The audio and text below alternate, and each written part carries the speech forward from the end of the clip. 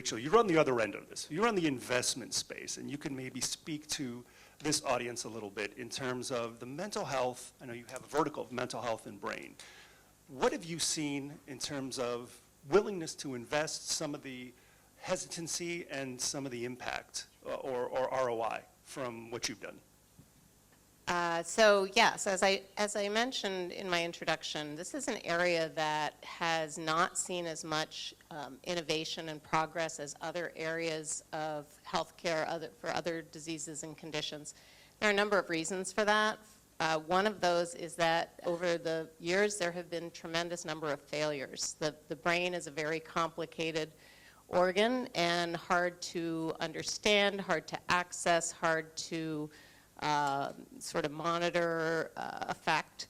And because of that, that really put a damper on investment in this space. So one of the reasons that we, as a impact investor, where we can go into fund things that others won't because of the whole sort of risk-benefit analysis, we felt this was a huge, really important area for us to focus on.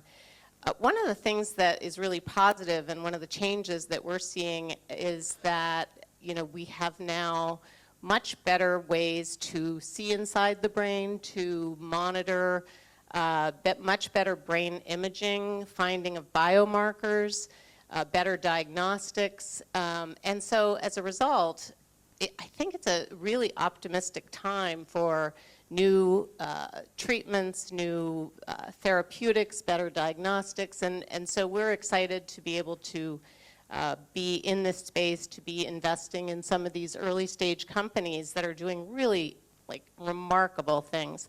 I can give you a couple of examples.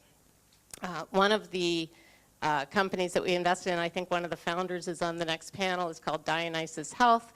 They have developed a blood test to predict, in the 3rd trimester of pregnancy, to predict your likelihood or predisposition toward postpartum depression. And I think this is a problem that is not fully understood or given enough importance, because if you look at, sadly, you had mentioned how the numbers on longevity in this country are going down instead of up.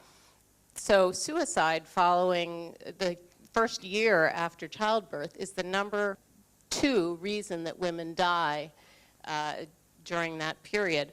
And I think there's so much shame around it that a woman has a new baby and is really hesitant to tell her doctor that she wants to kill herself and her baby and that she actually hates this beautiful baby.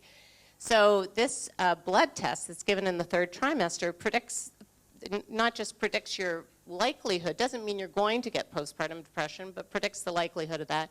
And as a result, they can get a referral. They know that this is not a failure on their part, but a medical issue that they should be aware of. We also have a company that we invested in that does fMRI imaging of the brain, and this can be, it's an amazing team out of Harvard, psychiatrists, someone who ran imaging at Harvard Medical School, and they can use this for a number of things. Better diagnostics. So if someone comes into, and this is what, they're not here yet, but what they're working toward is that it can be used in the clinic. So often when someone has a mental health condition, they go to the doctor, and it might be 6 months to a year of trial and error. It's very difficult to be diagnosed correctly, very difficult to find the right drug that will work for you, very difficult to find the right dosage of that drug.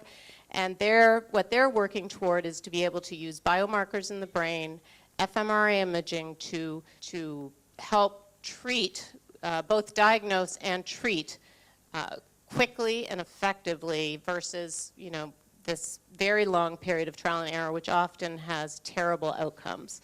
So there's a lot going on, and I think that I really sort of go back to the understanding of biomarkers, better brain imaging that's certainly making me very optimistic that there is going to be a lot more innovation in this space and better therapeutics, better diagnostics, and also I would add telehealth has been a huge area since COVID. Unbelievable to me that it wasn't more available before COVID, but it took that to get us to understand that you don't always have to be in your doctor's office. You had mentioned access before.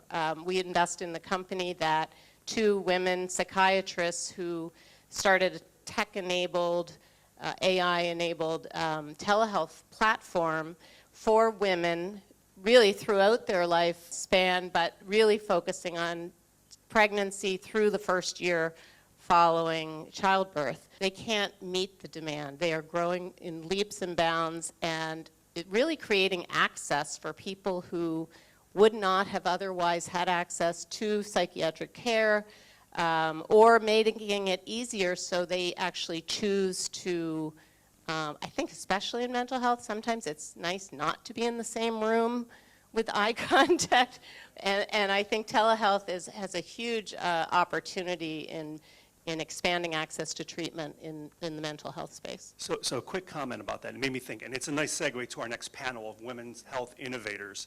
And as a clinical researcher, this idea of biomarkers, to be able to, instead of just a clinical interview, rely on some biology to say, you have this, it's like a cancer marker or LDL cholesterol, to know that you need to go on statins. We're getting to that point. But something you mentioned, Rachel, and I'm going to ask you, Kelly, why is there such a discrepancy, and maybe it's artificial, in terms of the prevalence of, let's say, depression in females versus males? What are your thoughts on that?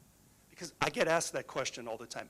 And we never know if it's artificial because maybe females are more willing to get help and seek a diagnosis, or if there's something biological about it. Well, I would just add, women have twice the incidence of depression and anxiety than men. So that's what we want to know about. I do think there's something artificial, as you say, in terms of what we identify in men. That help-seeking barrier, is so much higher. One of our colleagues did work with the CDC, and you know what he found? Only 11% of male suicides had antidepressants in their system versus 44% in females. Even in, what we've seen in terms of during COVID, girls going to the ER for mental health reasons went up 50%, and that might be a good thing. That's help-seeking. You know how much it went up in boys? 4%, because they're taught, we don't talk about this, there's lots of shame, so I think that's an important thing. And when you're talking about biomarkers, this is across many. There are 22 suicide-related genes, right? So we know, like to your point, that the risk can be identified well before the crisis in all these different ways.